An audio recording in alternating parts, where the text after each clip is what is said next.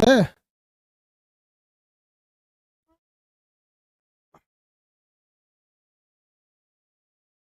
बताइए, एक दो तीन का नाम लिख के बताइए कौन है। एक ही लाइन में सीक्वेंस में नाम होना चाहिए। एक दो तीन कौन सा वंश है? एक नंबर पे कौन सा वंश, दो नंबर पे कौन सा वंश, तीन नंबर पे कौन सा वंश, फटाफट नाम लिख के दे। ब्लैक दिख रहे हैं हम। लाइट जलाने से पहले ससुरा चश्मा लगाना पड़ेगा, नहीं तो आँखिए भड़का देगा मेरा। अब बुढ़ाउती में ससुरा आँख हो काम नहीं करता हम लोग अब। चलो भाई, लाइट ऑन कर ही देते, कर दिए। बहुत लोग का आंसर सही है भाई। चलिए, पाल वंश, राष्ट्रकूट वंश, प्रतिहार वंश। प्रतिहार वंश को फाइनली जीत मिली थी, गुर्जर प्रतिहार कहते हैं। अब आगे कुछ वंशों के बारे में हम आपको पढ़ाते हैं। इस वीक आपको ये वाला जो प्राचीन हिस्ट्री होता है, जिसे हम लोग एंशियंट हिस्ट्री कहते हैं, वो खत्म हो जाएगा। इस वीक में आपका एंशियंट हिस्ट्री खत्म हो जाएगा। फिर बीच में हम लोग मुस्लिम राष्ट्र शासकों के बारे में पढ़ेंगे, जो जिसमें दो क्रम आएगा आपको। दो क्रम में कौन कौन सा क्रम आएगा भैया? तो दो क्रम में आएगा आपका, एक दिल्ली सल्तनत वाला काल, और फिर जैसे दिल्ली सल्तनत खत्म होगी तो फिर मुगल काल। उसके बाद अंग्रेज आ जाएंगे। अंग्रेज को भगाने के लिए हमारे स्वतंत्रता सेनानी आएंगे, जिसमें दो हिस्सा होगा। गरम दल, जिसमें मार धाड़ देखेंगे सुभाष चंद्र बोस, भगत सिंह, चंद्रशेखर आजाद, राम प्रसाद बिस्मिल, अशफाकुल्ला खान, खुदीराम बोस, ये लोग। और नरम दल वाले में नेहरू, सरदार पटेल, महात्मा गांधी, ये सब।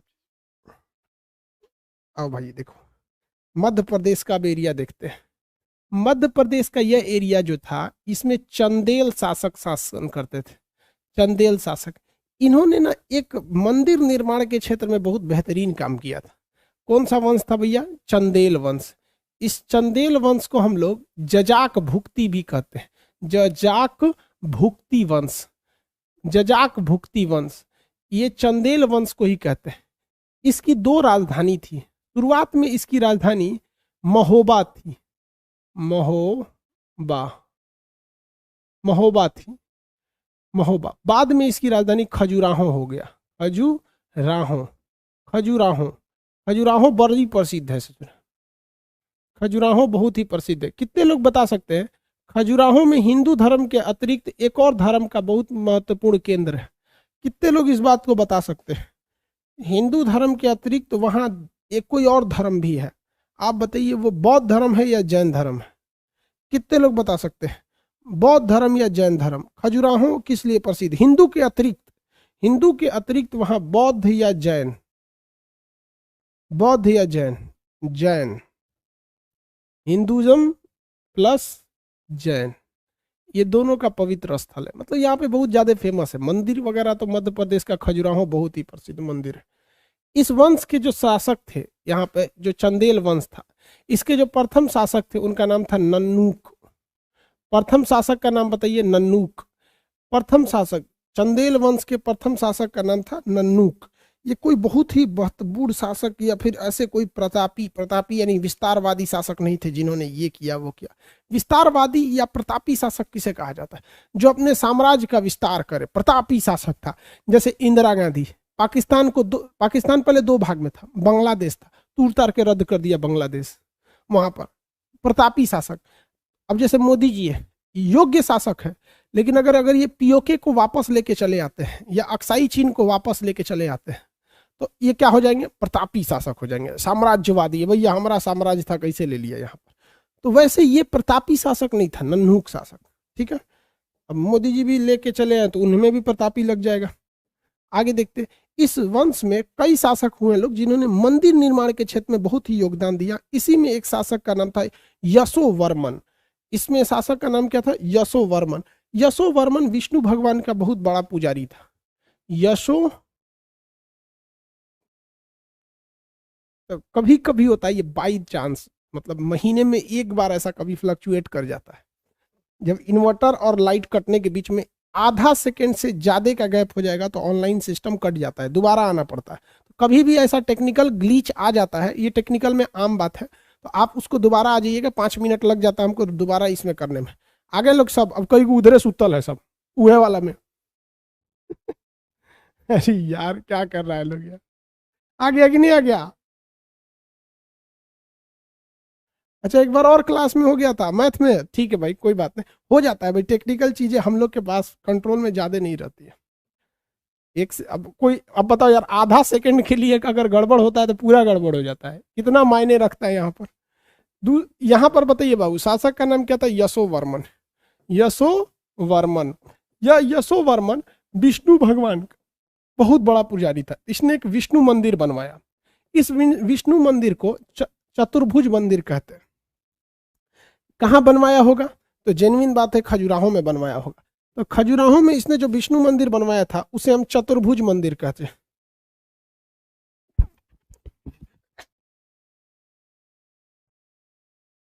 चतुर्भुज मंदिर, चतुर्भुज मंदिर। यह चतुर्भुज मंदिर कहाँ है भैया? खजुराहो में है। कहाँ पे है? खजुराहो में। ये विष्णु भगवान का पुजारी था। नाम क्या था भैया इसका? यशो वर्मन, विष्णु भगवान का पुजारी था। इस वंश का अगला शासक जो आया बहुत ही खतरनाक था, उसका नाम था धंग। क्या नाम था? धंग। ये शिव जी का बहुत बड़ा पुजारी था। इसने कहा कि भैया जब खजुराहो में विष्णु भगवान का पूजा हो सकता है तो हमरे भोले बाबा का कहना होगा। तो इस शिव जी का पुजारी था, तो इसने कंदरिया महादेव का मंदिर बनाया। कंदरिया, कंदरिया, कंदरिया महादेव। महादेव आपको ही पता है भैया, महादेव शिव जी को कहते हैं। भाई शिव जी का नाम बहुत ज्यादा है, बहुत ज्यादा। ऐसे लोग ऐसे दुलार में गणेश के पापा भले बोल देते हैं, शंकर जी, पशुपति, भोलेनाथ, भोले बाबा, बहुते नाम है शिव जी का। तो शिव जी का महादेव बहुत ज्यादा। महादेव तो बहुत फेमस है, महादेव, महाकाल। कंदरिया महादेव का मंदिर बनवाया। कहाँ पर है? तो खजुराहो में। अभी वर्तमान समय में खजुराहो में सबसे फेमस अगर कोई चीज है, खजुराहो में, खजुराहो, अगर खजुराहो में सबसे फेमस चीज है कोई, तो विष्णु भगवान के चतुर्भुज मंदिर से ज्यादा फेमस मंदिर है कंदरिया महादेव का मंदिर। यह कंदरिया महादेव का मंदिर में, अभी शंकर जी के बैल का नाम क्या था? नंदी बैल। बहुत होशियार था, जानता था कि शंकर जी के लिए चढ़ावा वगैरह आएगा, ये तो भोले बाबा है, ये तो खुद खाए होंगे नहीं, हमरे मिलेगा। तो सब उनका जो बैल का नाम था क्या था? नंदी। तो यहाँ नंदी की सबसे बड़ी मूर्ति है। नंदी देखिएगा ना, मूर्ति है, आगे बैल बैठा रहता है, शंकर जी का वही है। बारात वरात में भी लेके गए थे उन सबको। बारात में लेके कौन सी गए थे? हाड़ा बिछी, भूत पिशाच, सब देख के तो घबरा गए थे सबकी, कैसन से ब्याह हो गया पार्वती जी का। पार्वती जी बहुत सुयोग्य, सुंदर, सुशील, आई भांग पीने वाला आदमी, इनका तो पूछिए मत, भूत पिशाच लेके गए थे ब्याह में। तो इनके साथ ये नंदी बैल बड़ा प्रसिद्ध था। तो नंदी की मूर्ति उस प्रांगण में बहुत फेमस है। तो जो खजुराहो के पास या फिर जितने भी चंदेल काल में मंदिर बने, इस मंदिर के निर्माण की एक अलग शैली थी। आपको मंदिर निर्माण की शैली अभी पढ़ाए नहीं है, बस हल्का बता दिए कि भाई साउथ में द्रविड़ शैली, विमानन शैली, नागर शैली और वेसर शैली। जब सारा कंप्लीट हो जाएगा ना, तो इन शैलियों के बारे में अलग से चर्चा करेंगे ताकि आपको डिफ्रेंसिएशन करने में आसानी हो। तो ये सब नागर, ये सब वेसर शैली में बनाई गई मंदिर थे सब। यहाँ पर बहुत ही प्रसिद्ध मंदिर कंदरिया महादेव का मंदिर कहाँ पर है भैया? मध्य प्रदेश, खजुराहो में। किसी को कोई दिक्कत नहीं। ये गजब आदमी था। ये प्रयागराज में, कहाँ पर? प्रयाग में। प्रयाग में गंगा यमुना का वर्तमान में संगम होता है। किसका संगम होता है? गंगा यमुना का संगम होता है। इस संगम में जाके जल समाधि ले लिया, जल समाधि ले लिया। सोचिए, पानी में जाके डूब गया, मतलब पूजा पाठ किया जाता है और स्वतः जाके, मतलब पानी में जाके और भगवान में विलीन हो जाता है। कहते भाई गंगा मैया हम आ रहे हैं, हम ये जानबूझ के एज ए, जैसे जैन धर्म में कैसे संलेखना है, वो सोसाइट नहीं है। सोसाइट किसे कहा जाता है? जब जिंदगी से आप तंग आ गए तो अब मर रहे हैं तो सोसाइट है। लेकिन अगर आप इसे स्पिरिचुअल के तौर पे, एक धार्मिक भावना के आधार पर उस हिसाब से करेंगे हम भगवान में विलीन होने जा रहे हैं, जैसे जैन धर्म में लोग संलेखना विधि यानी भूख, खाना पीना छोड़ देते तो मरते, आप उसे एज ए सोसाइटी डिक्लेयर नहीं कर सकते क्योंकि उनका रिचुअल का हिस्सा है। उनके रिचुअल मतलब होता है धार्मिक अनुष्ठान का हिस्सा है। वैसे ये धार्मिक परंपरा है कि गंगा और यमुना दो भारत की सबसे पवित्र नदी मानी जाती है। तो गंगा यमुना का संगम जहाँ होता है प्रयाग, वो तो और पवित्र जगह हो जाता है। वहां जाके इसने क्या कर लिया भैया? जल समाधि ले लिया। किसी को कोई दिक्कत नहीं है? किसी को दिक्कत? सुसाइड करना सही नहीं नहीं भैया, ये सुसाइड नहीं था, आप नहीं समझते हो। उस समय की धार्मिक ये मान्यता थी, आप इसे सुसाइड नहीं कह सकते। जैसे जैन धर्म के क्या, तब आप कहिएगा क्या सारे धर्म में सुसाइड करते, नहीं, ये मान्यता थी कि जो गंगा मैया में समा गया उस सीधे कहाँ चल जाता है, स्वर्ग वगैरह में चल जाता है। अपनी अपनी मान्यता है भैया, मानो तो भगवान, नहीं मानो तो पत्थर। अब आज के वक्त में थोड़ा सा अजीब लगेगा, आज के वक्त में जल्दी कोनो जइबो नहीं करेगा, जाएगा फिर वापस चलेगा, भाई तो सांस फूल तो हमारा। तो उस वक्त की बात थी। तो ये कौन सा शासक थे भैया, धंग शासक, धंग नाम था इनका। इसके बाद अगला शासक था जो बहुत ही खतरनाक था, विद्याधर, मतलब ये बहुत गुस्सैल शासक था विद्याधर। इस वंश का जो अगला शासक था ना उसका नाम था विद्याधर, बहुत गुस्सैल शासक था, मतलब उसको बीख बड़ी तेज चढ़ जाता था। और ऐसा नहीं कि किसी भी मैटर पे, पागल थोड़ी था, गुस्सैल था लेकिन मैटर पे होता था वहां पर। उसका नाम क्या था भैया, विद्याधर, शासक का नाम था विद्याधर, विद्याधर। ये बहुत ही मतलब प्रतापी था, प्रतापी, प्रतापी, प्रतापी ना लिख के यहाँ लिख सकते हैं स्वाभिमानी, स्वाभिमानी शासक था, बहुत ही स्वाभिमानी शासक था। कहा हमारे क्षेत्र में कोई दूसरा टांग नहीं लड़ाना चाहिए। लेकिन इसी समय आ गया भारत में महमूद गजनबी। महमूद गजनबी जो था वो कहां पर आक्रमण कर दिया, गुजरात में। गुजरात में आप बताइए भैया, गुजरात में सोमनाथ मंदिर को लूटने वाला कौन था, महमूद गजनबी था। सोमनाथ की मंदिर लूटने वाला कौन था, महमूद गजनबी। एक्चुअली क्या है कि मंदिर में लोग बहुत दान दक्षिणा दे देते हैं, अक्सर आज भी सुनते होंगे गांव में कोनो मंदिर का वही दान पेटिया लेके भाग गया। आजकल खुदरा चोर हो गया है, सोच रहा दान पेटिया लेके भाग जाता है। तो ये गुजरात में लूटने आया था महमूद गजनबी। तो गुजरात का शासक था जिसका नाम था राज्यपाल। गुजरात का शासक क्या नाम था, राज्यपाल। इस राज्यपाल ने महमूद गजनबी से बराबरी किया ही नहीं। जो गजनबी था महमूद गजनबी, इसने बराबरी किया ही नहीं बल्कि स्वाधीनता मान लिया। महमूद गजनबी के आगे खुद ही आकर स्वीकार कर लिया कि भैया हम हार गए, लड़ा ही नहीं। गुजरात के शासक क्या नाम था, राज्यपाल। महमूद गजनबी आया, गुजरात के अलग अलग जगहों पे लूटा। ऐसा नहीं कि केवल महमूद गजनबी ने सोमनाथ का मंदिर ही लूटा, वो इसलिए फेमस हुआ, दो वजह। एक, सोमनाथ की मंदिर से अत्यधिक अपार मात्रा में उसे सोना चांदी धन दौलत मिला, पहला रीजन। दूसरा, एक धार्मिक भावना से जुड़ा था। जैसे किसी का घर लूट कर 1 लाख चुरा लीजिए, उतना भयंकर बवाल नहीं होगा जितना किसी मंदिर मस्जिद या किसी धार्मिक जगह में घुस के 10,000 चुरा लीजिए, क्योंकि वहां डकैती प्लस धार्मिक भावनाएं दोनों जुड़ जाती हैं। तो महमूद गजनबी ने कई जगहों को लूटा था गुजरात में, लेकिन सोमनाथ के मंदिर से चूंकि उसने अपार धन भी लूट लिया और धार्मिक भावना को बहुत बुरी तरह से ठेस पहुंचाया, इसलिए उसका ये वाला चीज आती है।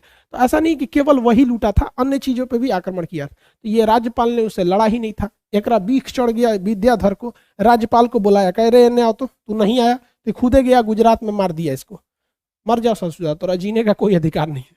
तो गुजरात के शासक राज्यपाल की हत्या किसने कर दिया था, विद्याधर। क्यों, क्योंकि इसने महमूद गजनबी का डट कर मुकाबला नहीं किया था। ठीक किया था कि नहीं किया था, हाँ भाई लुटेरा था, तो उसको कौन वैज्ञानिक बोल रहा है वो कह रहा है सर महमूद गजनबी लुटेरा था। अरे भाई साहब सबको पता है लुटेरा, उसको कोई वैज्ञानिक थोड़े बोलता है तो जरा लुटेरा थे सब। भाई देखो हमारे पास अपार धन दौलत था, अंग्रेज क्या थे, सब लुटेरे थे सब ना, वो भी लुटेरा था। सोच रहा अंग्रेज से लेके सब वैज्ञानिक थोड़े था, छोटा सा बहुत अच्छा काम किया। तो चॉइस कहीं का। भाई एक बात बताना चाहिए, देखो हम ऐसा नहीं है कि हम सब लड़ सकते हैं। आज़ादी की लड़ाई में खुदीराम बोस जो थे बिहार के, खुदीराम बोस वगैरह ये लोग 13 साल 14 साल का उम्र में ये लड़ाई लड़ा। इनको भी पता था कि हम अकेले 13 साल की उम्र में 14 साल की उम्र में नहीं जीत सकते अंग्रेजों से। सरदार वल्लभ भाई पटेल जो थे ये तो खैर नरम दल के थे, भगत सिंह हो गए, सुभाष चंद्र बोस हो गए या फिर चंद्रशेखर आजाद, इन्हें पता था कि हम अकेले नहीं लड़ पाएंगे। लेकिन उन्हें यह बात भी पता था कि हमारे बाद एक फौज आएगी जो इस धरती को, इस देश को आजाद कराएगी। इतिहास कम से कम ये तो नहीं कहेगा कि ना कि कोई अन्याय होते देख रहा था, तो कम से कम इस चोटा को लड़ना तो चाहिए। अरे भाई जब तू सीधे सीधे लौट गया, यही ऐसे ही लोगों ने अन्य आक्रांताओं को निमंत्रण दिया था। क्योंकि महमूद गजनबी जब यहाँ से जीत कर गया होगा तो क्या कहा होगा कि वहां का शासक राज्यपाल था, उसने तो कुछ मना ही नहीं किया, तो दूसरों का मन बढ़ा होगा। तो दूसरा के बाद गौरी आ गया, ऐसे चढ़ते आ गए सब, बाबर झाबर चल आया सब, तैमूर लंक आ गया, मंगोल आ गए सब, पुर्तगाली चला है सब, डच आ गए सब, हॉलैंड वाले सब थे सब, इंग्लैंड वाले चले गए, फ्रांसिस आ गए सब। इसी वजह से पकड़ के अच्छा से थूरना चाहिए। अतिथि देवो भव, और अगर अतिथि के रूप में अगर आप दुष्ट शैतान बन के आएंगे तो कुचैबो करेंगे। इस ससुरा को कम से कम मारना तो चाहिए ओकरा के, लेकिन जो सरेंडर बोल गया, अच्छा किया ससुरा को धूर धूर दिया है। समझ में आया कि नहीं आया? असल में जानते हो भाई क्या कहते, एक बार इधर ससुरा इधर से आता सब ना, बिहार से, कसम बताते हैं ना, यहाँ की महिलाएं इतना मार मारते मारती गरिया के मार डालती सब वहां पे। बिहार में आएंगे ना, तुम्हें जितना रफ्तार से लात पड़ता है उतने रफ्तार से गाली पड़ता है। पुरुष भी मारेगा और महिलाओं का बाल नोचेगी सब। अगर कोई पिटाएगा ना तो महिला सब उसका बलवा नोच लेगी, पुरुष कचर के मारेगा, गाड़ी गुत्ता सब हो जाएगा। इनने बाबर झावर चाहे गौरी तोरी आ रहते से लात जूता खान के गोबर चिपरी ना पथवा देते से तब कहते हैं। इधर लोग थोड़ा सा सीधा साधा बेटा गया लोग, इधर आने तब तो क्या बताते, बात कम लाज ज्यादा। मरने के बाद पूछता सब कहाँ से आए हो, गजनबी अफगानिस्तान से, तोरा ना पता है बिहार है। आगे चलते हैं आप, विद्याधर के बारे में आप समझ गए।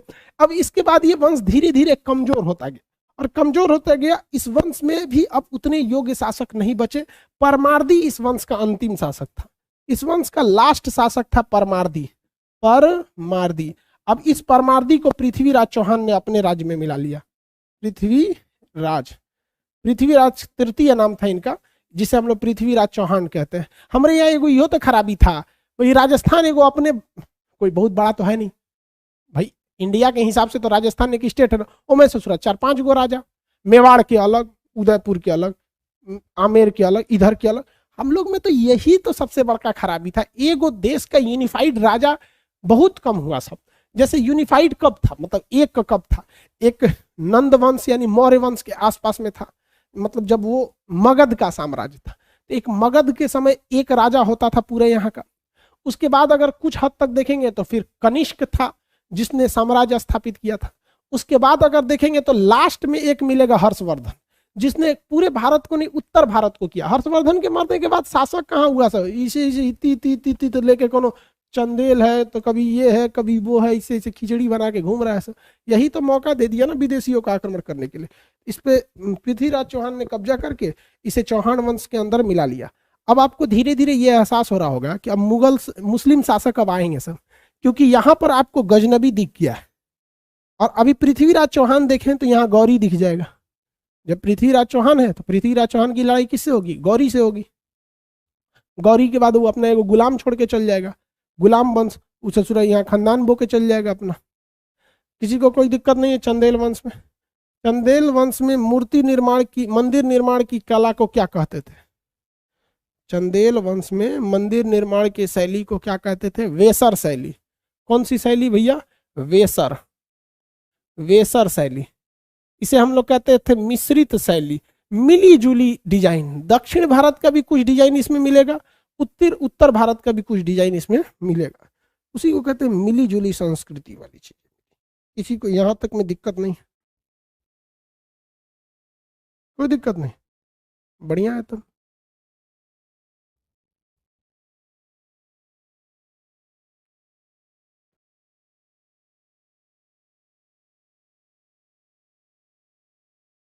आगे बढ़े। अब इसके बाद छोटे छोटे वंश आएंगे। सोच रहा पनिया लग रहा है जैसे सैनिटाइजर पी रहा है। थर्सडे का पानी है। इतना तक में कंप्लीट। एक बार दोहराइए, चंदेल वंश का दूसरा नाम एक बार दोबारा दोहरा देते हैं। चंदेल वंश जो था, इस चंदेल वंश का दूसरा नाम क्या था? जजाक भुक्ति। चंदेल वंश का दूसरा नाम जजाक भुक्ति वंश, जजाक भुक्ति का वंश। राजधानी कहाँ थी भैया? खजुराहो। खजुराहो, खजुराहो कहाँ पर है? मध्य प्रदेश में, एमपी में है। कौन सी शैली थी? वेसर शैली। यानी ये मिली जुली संस्कृति थी उत्तर और दक्षिण भारत की, अलग अलग कई शैली थे, इसमें इसे मिश्रित शैली कहते हैं। इस वंश के पहले शासक का नाम बताएंगे, नन्हूक। नन्हूक।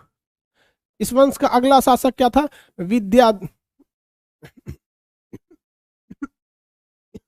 विद्याधर नहीं, यशोवर्मन। यशोवर्मन जो था वो विष्णु भगवान का था मानने वाला, यशोवर्मन। यशोवर्मन ये विष्णु भगवान को मानता था, इसलिए इसने विष्णु मंदिर बनवाया। उस मंदिर को क्या कहा गया? चतुर्भुज मंदिर, ऐसे चतुर्भुज बना देते हैं। इसके बाद अगला शासक आया धंग। कौन आया भैया? धंग। ये बहुत खतरनाक था, शिव जी का भक्त था।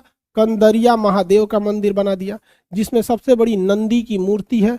ये कंदरिया महादेव कहाँ है? खजुराहो में। खजुराहो हिंदू प्लस जैन दोनों के लिए फेमस है।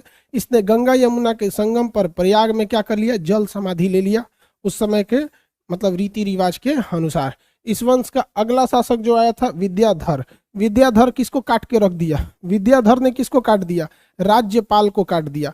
अब आपसे पूछेगा राज्यपाल कहाँ का शासक था? तो गुजरात का शासक था। गुजरात के शासक राज्यपाल को काहे काट दिया? क्योंकि जब गुजरात को लूटा जा रहा था, किसके द्वारा? गजनबी के द्वारा। किसके द्वारा? गजनबी के द्वारा। गजनबी के द्वारा। तो ये ससुरा चुपचाप बैठ के देख रहा था। देखो भाई, एक बात आपको बताते हैं, गीता में श्री कृष्ण ने क्या कहा है कि इस पृथ्वी को राक्षसों के तांडव ने उतना क्षति नहीं पहुंचाया जितना कि महात्माओं के मौन धारण ने पहुंचा दिया। और ये हकीकत, दुष्ट लोग बहुत कम होते हैं किसी भी समाज में। देखिएगा ना, तो 90% लोग अच्छे होते हैं, 10% लोग ही खराब होते हैं। लेकिन कृष्ण भगवान ने क्या कहा कि जो दुष्ट होते हैं, जो राक्षस मतलब कैटेगरी के लोग होते हैं, मतलब ऐसा समझिए दुष्ट ने, तो दुष्टों की आचरण ने उतना क्षति नहीं पहुंचाया जितना कि इन महात्माओं के मौन धारण ने पहुंचा दिया। आज भी देखिए, किसी कहीं घर में कोई सड़क बन रही है, 2 नंबर का मसाला लग रहा है, साला 21 ठेकेदार न चोर है जो उस सड़क को बनवा रहा है, लेकिन उस मोहल्ले में रहने वाले 400-500 परिवार चुप। 2 नंबर का मसाला लग रहा है, बालू के जहां सीमेंट लगना चाहिए वहां बालू लग रहा है, नाली में घोटाला हो रहा है, सड़क का पैसा आया वो लूट लिया जा रहा है, राशन कार्ड में राशन बांटने को आ रहा है, 20 किलो बांट रहा है, 19 किलो 1 किलो मार रहा है घपला। तो ये बड़ी खराब चीज है। बहुत होशियार थे कृष्ण भगवान। आगे बढ़े, आप लोग चुपचाप नहीं रहिएगा। जब जब आपको कभी दिखना, हमको देखते हैं किसी को लपेट लेते हैं, चाहे अगर गलती करेंगे तो, चाहे मोदी जी भी अगर करते हैं तो हम तो बताइए देते कि तो कोई भाई ये यहाँ गड़बड़ कर रहा है। कोई भी हो, चुपचाप नहीं रहना चाहिए। आगे लास्ट शासक इसके कौन थे? परिमार्दी। परिमार्दी, इन्हें मिला लिया पृथ्वीराज तृतीय ने। पृथ्वीराज तृतीय, जिसे हम लोग पृथ्वीराज चौहान के नाम से जानते हैं। पृथ्वीराज चौहान, इन्होंने तो बहुत बहादुरी से लड़ा था मोहम्मद गौरी के साथ, लेकिन दिक्कत क्या हो गया, मतलब शादी ब्याह का एक मैटर को लेकर इनके खुद के मतलब सहयोगी के साथ एक दिक्कत हो गया था। आपको भी पता है, नाम क्या था? जयचंद। अब जयचंद की बेटी से इनका विवाह हुआ था, जयचंद नहीं चाहता था इनसे कर, वो आगे समझाएंगे। अब पूरा अभी क्या बताएं उसमें, जब वो पढ़ाएंगे तब आपको बता दें। समझ आ गया कि नहीं आ गया? चले।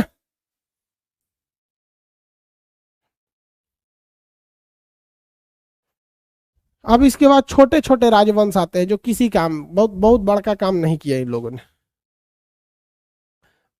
छोटे छोटे राजवंश आते हैं जिन्होंने बहुत बड़ा काम नहीं किया।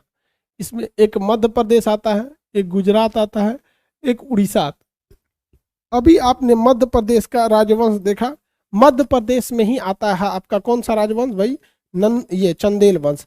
इसी मध्य प्रदेश में आएगा कलचुरी वंश। इस मध्य प्रदेश में कौन सा वंश आएगा भैया? कलचुरी वंश आएगा। कलचुरी वंश में भी कोई खास शासक नहीं रहेंगे, सब मध्य प्रदेश का था। और इसके बाद आएगा गुजरात का मैत्रक वंश। कलचुरी वंश और मैत्रक वंश, ये किसी काम के मतलब बहुत बड़ा शासक नहीं हुए लोग। मध्य प्रदेश में कौन सा आ गया? कलचुरी, इसमें मैत्रक वंश। मैत्रक वंश। अब ये दोनों लोग कोई बहुत बड़ा काम नहीं किया, लोग इससे कुछ खास क्वेश्चनों नहीं पूछता। इधर उड़ीसा में आएगा गंग वंश। गंगा नहीं, गंग वंश। ये पूरब में पड़ता है इसलिए इसे पूर्वी गंग वंश भी कहते हैं, गंग वंश। देखिए, गुजरात में मैत्री वंश था, मध्य प्रदेश में कलचुरी वंश। इन दोनों में कोई खास ना ही राजा हुए, ना ही कोई बहुत महत्वपूर्ण काम किए। ऐसे नॉर्मल आपके मटेरियल में है, आप वहां से थोड़ा बहुत देख लेंगे, ठीक है। अब उड़ीसा में कौन सा था भैया? पूर्वी गंग वंश। इन्होंने काफी अच्छा काम किया, इसको पहले समझा देते हैं। उड़ीसा हो गया ये, यहाँ पे कौन सा वंश हो गया? पूर्वी गंग। अरे भैया गंगा मत बोल दीजिएगा, पूर्वी गंग वंश, पूर्वी गंग वंश। गुजरात में कौन सा वंश? मैत्रक वंश। मध्य प्रदेश में कौन सा वंश? कलचुरी वंश। महारक थे इस मैत्रिक वंश के संस्थापक। कलचुरी वंश जो था इस वंश के कोक्कल थे। और उधर चलते गंग वंश। गंग वंश जो था वो उड़ीसा के पास था। इन्होंने काफी मंदिर निर्माण में महत्वपूर्ण भूमिका निभाया गंग वंश वालों ने। गंग वंश का साम्राज्य उड़ीसा में था, नीचे में थोड़ा सा आंध्र प्रदेश में था। यहाँ 3 मंदिर हैं अब, बहुत ही फेमस मंदिर है भाई साहब। जैसे आप देखिए, रथ मंदिर, कोणार्क का सूर्य मंदिर, कोणार्क का सूर्य मंदिर बहुत फेमस है। पुरी का जगन्नाथ मंदिर, भुवनेश्वर का लिंगराज मंदिर। तो 3 मंदिर फेमस है, 3 मंदिर फेमस है। बताइए, कोणार्क में, कोणार्क में, पुरी में और भुवनेश्वर में। आप बताओ भैया, कोणार्क में कौन सा मंदिर फेमस है? सूर्य मंदिर। कोणार्क में कौन सा मंदिर है भैया? सूर्य मंदिर। कोणार्क में सूर्य मंदिर, सूर्य मंदिर जिसे हम लोग ब्लैक पैगोडा कहते हैं। देखो भाई, पैगोडा जो मंदिर होता है वो बौद्ध धर्म के मंदिरों को हम लोग पैगोडा कहते हैं। बौद्ध धर्म के मंदिर देखेंगे ना, इस शेप में ज्यादातर मिलते हैं, इस शेप में ऐसे रहेंगे सब बौद्ध धर्म के मंदिर, इस टाइप में। तो इसे पैगोडा कहा जाता है। नहीं देखते जापान वगैरह में मंदिर रहता है इस टाइप में से, तो वो पैगोडा कहा जाता है। तो ये हल्का सा वैसा ही है लेकिन काले रंग का, इसलिए इसे ब्लैक पैगोडा कहते हैं। तो कोणार्क में सूर्य मंदिर है, पुरी में जगन्नाथ मंदिर है, पुरी में जगन्नाथ मंदिर है, पुरी में कौन मंदिर है? जगन्नाथ मंदिर है। और भुवनेश्वर में लिंगराज मंदिर है, भुवनेश्वर में लिंगराज मंदिर है। उड़ीसा के 3 मंदिर प्रमुख हैं। ये गंग वंश के राजाओं ने इसका निर्माण कराया। किसने निर्माण कराया? गंग वंश के राजाओं ने निर्माण कराया। जगन्नाथ मंदिर, पिछली बार भाई साहब जगन्नाथ मंदिर के ऊपर वाला जो गुंबद है एकदम ऊपर वाला, उसमें ध्वज में आग लग गया था, जो बहुत अशुभ माना जाता है। ससुरा इस साल भयानक लोगों की जान चल गई। तो लोग को लगा था आग लगा था उस समय कुछ नहीं हुआ। इधर देख रहे 2020 में बड़ी खराब हो गया ससुरा, 2020-21 एकदम रद्द हो गया। अगर आप चाहते हैं कि आप कोरोना के तीसरे चरण में ना पकड़ाएं, तो तीसरे चरण से बचना है तो अपने दोनों चरण को घर में रखें, वरना अगर दोनों चरण घर से बाहर गए तो तीसरे चरण में आप पकड़ाएंगे। 12वीं की परीक्षा टल सकती है, आपकी 13वीं नहीं टलेगी। समझ में आ गया? चुपचाप घरे रहिए। जगन्नाथ मंदिर समझ में आ गया? अब इस मंदिर के कौन कौन ने निर्माण कराया, ये आपके मटेरियल में लिखा हुआ है, ये हम आपसे कल पूछेंगे। याद रखिए, कोणार्क का सूर्य मंदिर गंग राजाओं ने बनवाया, पुरी का जगन्नाथ मंदिर गंग राजाओं ने बनवाया, कोणार्क का लिंगराज मंदिर गंग राजाओं ने बनवाया। कौन सा राजा था ये हम आपसे पूछेंगे, इसलिए ध्यान से रखिएगा। हम आपसे कल इसके बारे में सवाल कंफर्म पूछेंगे कि किस किस ने इस मंदिर का निर्माण कराया, किस किस ने इस मंदिर का निर्माण कराया। आपको बताना रहेगा, किसी को कोई दिक्कत नहीं होना चाहिए, किसी को कोई दिक्कत नहीं होना चाहिए। गुजरात में कौन सा वंश था भैया? छोटा छोटा राजवंश में मैत्रक वंश। गुजरात में मैत्रक वंश था। गुजरात में कौन सा वंश था? मैत्रक वंश था।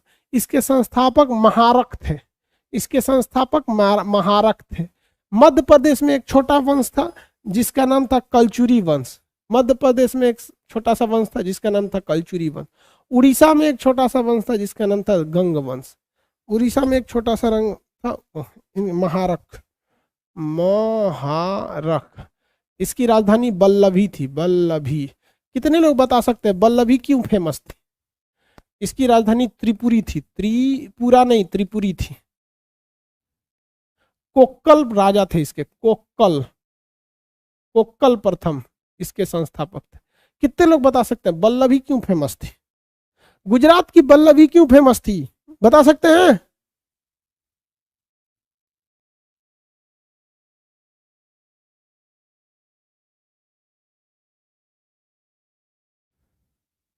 नहीं बता सकते?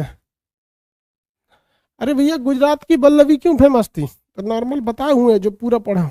जैन धर्म, जैन धर्म की संगीति हुई थी। कौन सी संगीति? द्वितीय जैन संगीति, द्वितीय जैन संगीति बल्लभी में हुई थी।